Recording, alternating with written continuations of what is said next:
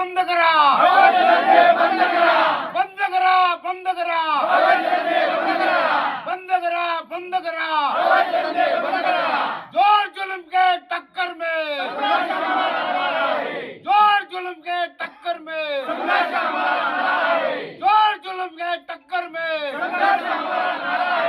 Police संघर्ष आणि उत्पादन शुल्काचा पोलीस प्रशासन आणि उत्पादन शुल्काचा गावातील दारू गावातील दारू गावातील चोऱ्या गावातील चोऱ्या गावातील चोऱ्या बंद करा बंद करा, अवैध धंदे बंद करा. गावातील दारू बंद झालीच पाहिजे, चोऱ्यांना आळा बसलाच पाहिजे, अशा संतप्त घोषणांनी संगमनेर तालुक्यातील पठार भागातील भोसदरी गाव शिवजयंती दिनी गुरुवार दिनांक 19 फेब्रुवारीला सकाळी अक्षरशः दणानून गेलंय. भोसदरी हे गाव पुणे नाशिक राष्ट्रीय महामार्गापासून सुमारे 6 ते 7 किलोमीटर अंतरावर दुर्गम डोंगरदऱ्यामध्ये वसलेले आहे.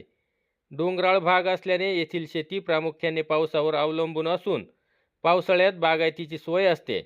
मात्र शेततळ्यांची निर्मिती झाल्याने टंचाई काळात शेतकऱ्यांना काही प्रमाणात दिलासा मिळतो.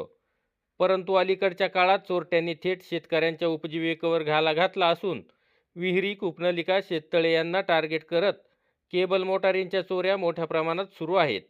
यासोबतच गावात असंख्य घरफोड्या झाल्या असून मंदिरांनाही चोरट्यांनी लक्ष केल्याने ग्रामस्थांमध्ये तीव्र भीतीचे वातावरण निर्माण झाले आहे. आमच्या 2 मोटारी गेलेल्या, आता महिन्यापूर्वी 1 मोटार गेलेली आहे. आणि दारू पण पुष्कळ आहे, दारूचा रोजच त्रास आहे इथं. दारू बंद झाली पाहिजे आणि चोर पण सापडली पाहिजे. या सर्व प्रकरणांबाबत घारगाव पोलीस ठाण्यात वारंवार तक्रारी करूनही उपयोग होत नाही, असा आरोप ग्रामस्थांनी केला आहे. मात्र प्रत्यक्ष तपास होत नसल्याने अनेक चोऱ्यांचे गुन्हे नोंदच होत नाहीत. तक्रार दाखल करताना पोलिसांकडून उलटसुलट प्रश्न विचारले जात असल्याने नागरिक त्रस्त झाले आहेत, असेही ग्रामस्थांचे म्हणणे आहे.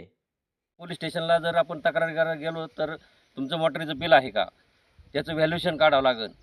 आणि सर्वसाधारण शेतकऱ्यांनी एकदा मोटर घेतल्यानंतर तो बिल कशासाठी जपून ठेवीन, आणि मग हा प्रश्न पुढं उपलब्ध होतो. त्याच्यामुळं सर्वसाधारण शेतकरी इथं पोलीस पाटलाकडे तक्रार घेऊन येतात. दरम्यान गावात मोठ्या प्रमाणात अवैध दारू विक्री सुरू असून त्याचा थेट परिणाम वाढत्या चोऱ्यांवर होत असल्याचा गंभीर आरोप नागरिकांनी केला आहे.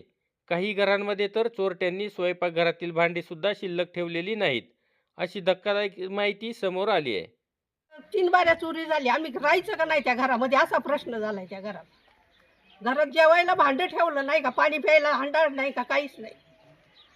या पार्श्वभूमीवर ग्रामस्थांनी पोलीस प्रशासनाला वारंवार माहिती देत अवैध दारू बंद करावी व चोऱ्यांचा सखोल तपास लावावा, चोरटे जेरबंद करावे अशी मागणी केली होती.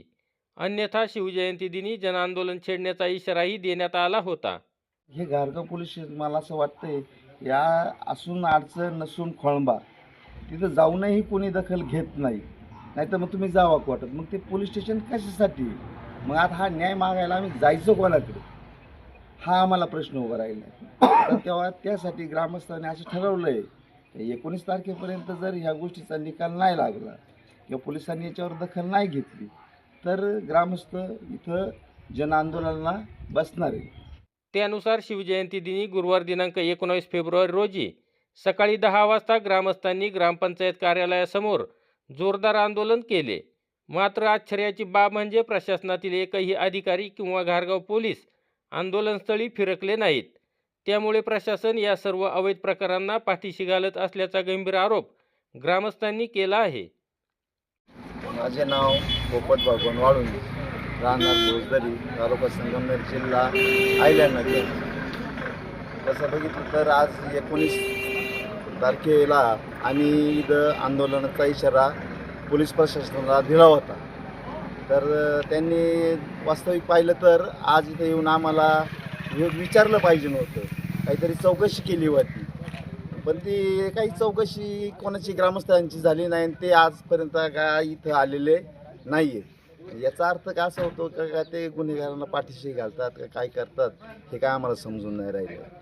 पण आमचं असं गावकऱ्यांचं म्हणणं आहे का ही अवैध दारू विक्री आणि ह्या चोऱ्या जर थांबल्या नाही तर आम्ही लवकरच आंदोलन घारगाव पोलीस स्टेशनवर करणार आहोत.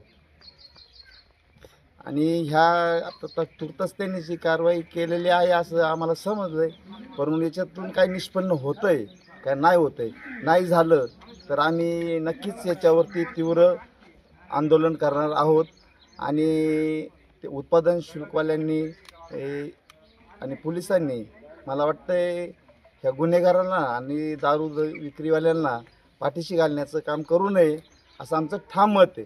नाहीतर आम्ही या गोष्टीवर ठाम आहोत की हे आंदोलन असंच चालू राहणार आहे आणि याची तारीख लवकरच डिक्लेअर होईल. माझं नाव शांताराम हांडे.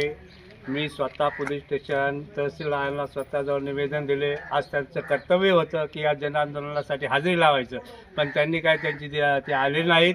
तरी मी या ठिकाणी त्यांचा निषेध व्यक्त करतो की ते या चोरांशी सामील आहेत का, आणि गावामध्ये जी दारू विक्री होते त्या दारू विक्रीवर उत्पादन शुल्कांनी कॅनडी नजर ठेवावी असे मी जाहीर करतो. धन्यवाद.